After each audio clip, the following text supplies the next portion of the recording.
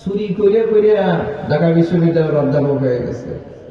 গত 2 দিন আগে দেখলাম ঢাকা বিশ্ববিদ্যালয়ের জাপানিজ স্টাডিজ বিভাগে জাপানিজ ভাষা জাপানিজ ল্যাঙ্গুয়েজ মানে বিভাগে আমাদের এক সোনার ছেলে পরীক্ষা না দিয়ে পাস করছে।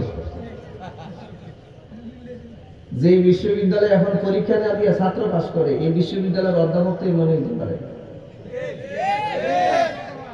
ঠিক 2-4 জনের কথা। র্যাঙ্কিং এ সারা ওয়ার্ল্ডে 1000 বিশ্ববিদ্যালয়ের মধ্যে ঢাকা বিশ্ববিদ্যালয়ের কোনো নাম মনে নাই। 1000 বিশ্ববিদ্যালয়ের মধ্যে সারা ওয়ার্ল্ডে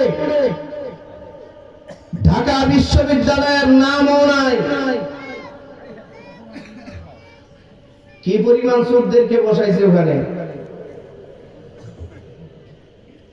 কি করে ওখানে আনো অফিস্টিক লাগাও মারামারি, হ্যাঁ করো গুলি, হও ছাত্র নেতা, হও টেন্ডারবাজ, সন্ত্রাস।